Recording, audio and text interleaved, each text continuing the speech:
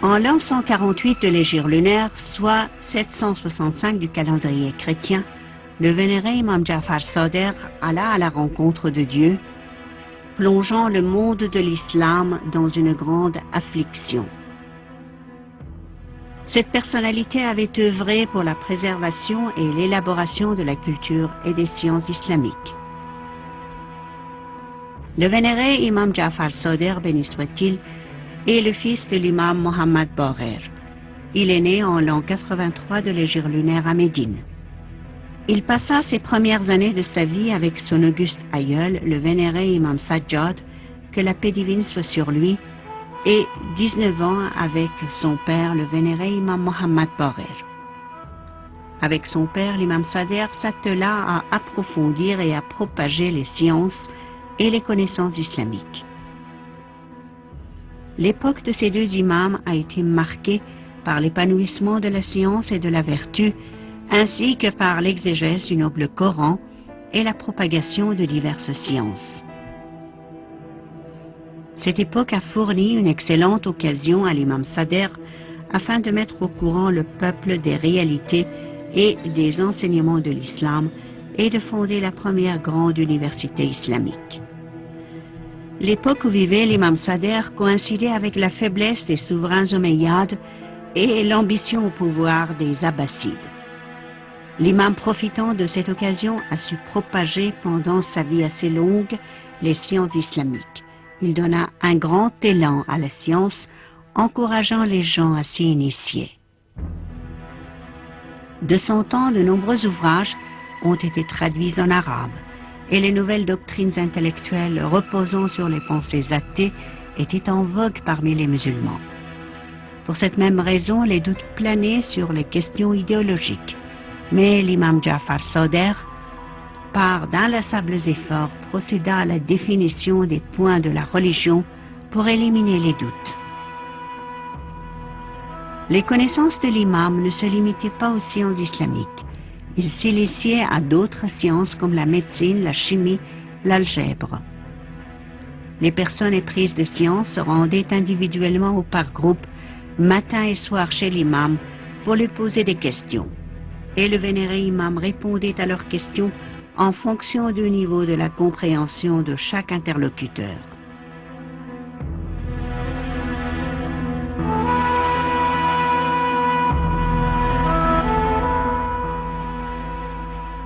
Né en 80 de l'Hijri et décédé en 148 de l'Hijri, à l'âge de 68 ans.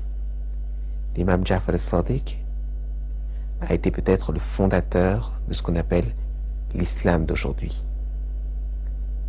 Le Ja'fari, l'école Ja'farite, qui est à la base son école, et les autres écoles qui sont Hanafites, Hanbalites, Shafi'i et toutes les autres sont aussi à la base de l'imam Ja'far al-Sadiq. L'imam Ja'far al-Sadiq a joué un rôle très important dans l'islam, pas seulement au niveau du chiisme, mais au niveau de l'islam en général, en apportant avec lui beaucoup de formes et de rénovations dans l'islam. L'islam de l'époque de l'imam Ja'far al-Sadiq était un islam attaqué de toutes parts, au niveau culturel, au niveau des sciences. C'était un islam qui était sous l'emprise de toutes les forces, comme les forces grecques, les forces persanes, les forces romaines. Et c'est sous cette emprise de force que l'imam Ja'far al-Sadiq a formé son école. Il a utilisé un moment très adéquat, le passage entre le califat des Omeyyades au califat des Abbassides. Les califes étaient occupés à se battre entre eux, à essayer de trouver une solution, laissant l'imam de son côté à faire son travail. L'imam a pu donc propager l'islam, un islam de justesse, un islam de droiture, un islam qui jusqu'à notre époque a ses conséquences et ses forces. L'imam Ja'far al-Sadiq alayhi salam est rapporté non pas seulement dans les livres de sunnis et les livres de chiites, mais aussi dans les livres scientifiques. Avicenne, que l'on connaît, était aussi un disciple de l'imam Ja'far al-Sadiq. Al-Jabr, qui a formé l'algèbre moderne, était aussi un disciple de l'imam Ja'far al-Sadiq. Toutes ces personnalités qui ont formé les sciences modernes sont à l'origine du Ja'farite. Les hadiths de l'imam Ja'far al-Sadiq se retrouvent aussi dans les livres sunnites, comme je l'ai dit. Les livres sunnites parlent de lui comme étant Aba Abdillah et se réfèrent à lui car il avait ce qu'on appelle le livre de l'imam Ali alayhi salam. Et l'imam Ali alayhi salam étant un des compagnons du prophète, cela suffit pour apporter les hadiths et les ramener à l'époque du prophète. L'imam Ja'far al-Sadiq a dit une phrase importante que les gens, à mon avis, n'ont pas très bien saisie et n'ont pas très bien compris. Il a dit rapporter les hadiths de ma bouche comme étant ceux du prophète. Les gens ont compris qu'il fallait dire que Imam Sadiq a dit de son père, a dit de son père, a dit de son père, a dit du prophète. Mais peut-être l'imam Sadiq voulait simplement court-circuiter et dire directement le prophète a dit. Imaginez simplement dans les livres de hadiths si on avait des hadiths disant le prophète a dit. Les conditions prévalant à l'époque nécessitaient que l'imam évite une confrontation armée avec les souverains omeyyades et abbassides.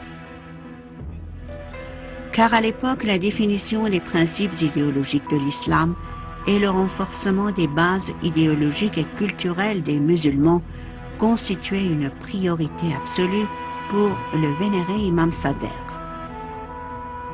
En même temps, ce dernier appelait toujours le peuple à éviter toute coopération avec l'État et à s'opposer aux souverains despotiques. Dans ses ouvrages, l'imam invitait le peuple à parcourir les étapes de la foi et à se doter de vertus sublimes. Pour lui, le meilleur habit était celui de la foi, de la vertu et de l'affabilité, un trait caractéristique de l'homme, conduisant à l'ouverture et à la félicité dans l'au-delà, car les bonnes intentions complètent la religion des gens.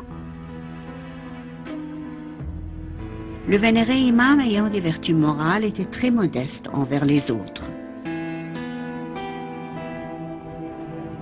Il avait éliminé toutes les attaches d'ici-bas dans son cœur et les avait remplacées par l'amour de Dieu. Il disait, le cœur appartient à Dieu, ne permettez qu'à Dieu unique d'y entrer. Pendant la nuit, le vénéré imam se précipitait au secours des gens nécessiteux et des orphelins. Il commençait ensuite la prière et avec une grande modestie, il se prosternait devant le Créateur. Les contemporains de l'imam, le considérant comme le souvenir du prophète, se rendaient chez lui pour le mettre au courant de leurs problèmes.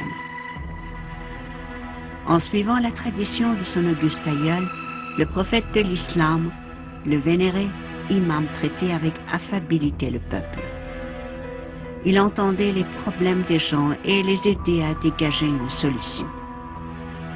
Son visage lumineux, son regard perspicace attirait les cœurs. Il était très indulgent et très gentil envers les autres. Il était hospitalier, même les étrangers et les voyageurs se rendaient chez lui et y étaient sûrs d'y trouver gîte et couvert.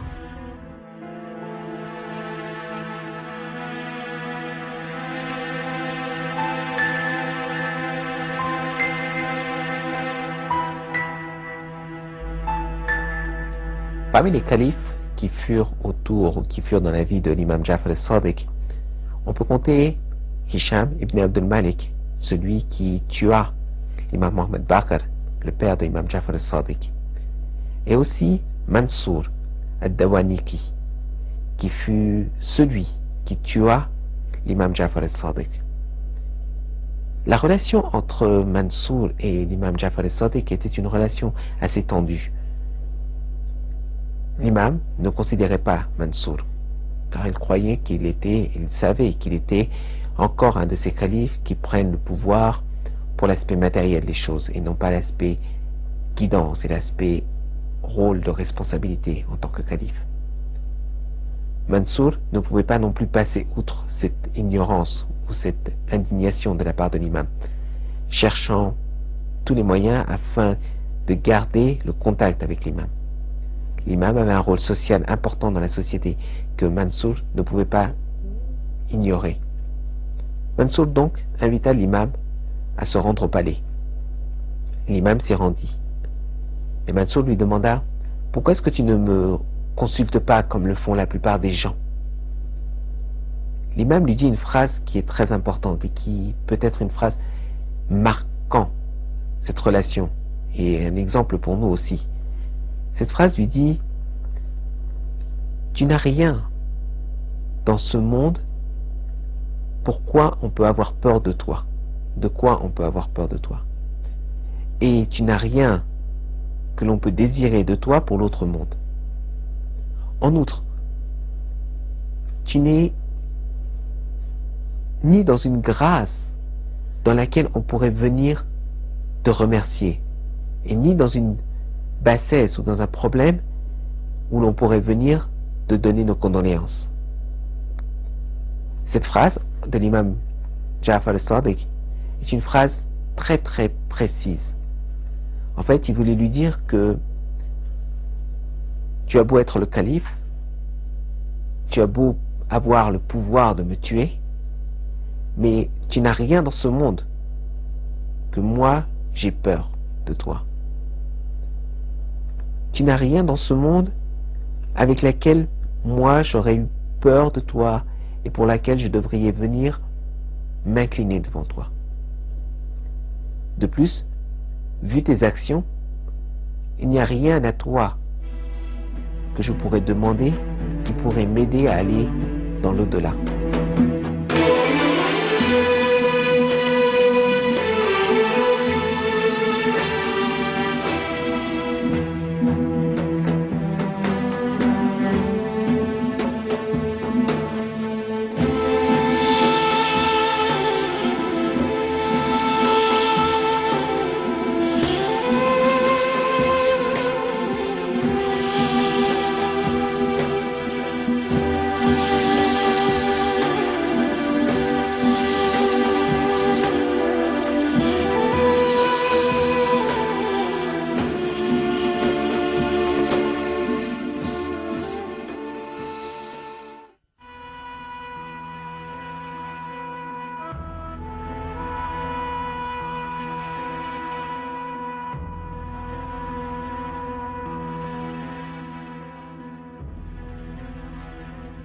L'imam invitait les gens à créer des liens d'amitié avec les sages et les savants, car une telle amitié rapprochait davantage selon lui les cœurs tout en ayant des impacts positifs et constructifs sur la vie des gens.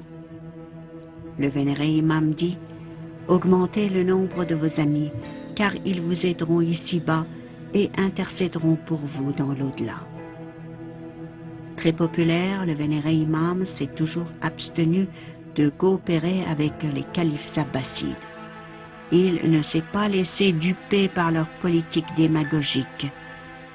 Déçu de pouvoir s'attirer l'aide de l'imam et après l'échec de sa tentative de le discréditer, Mansour, calife abbasside, s'inquiétant de l'ébranlement des bases de son pouvoir, a imaginé un stratagème pour tuer en martyr le vénéré imam avec le poison, privant ainsi le monde de l'islam d'une grande personnalité.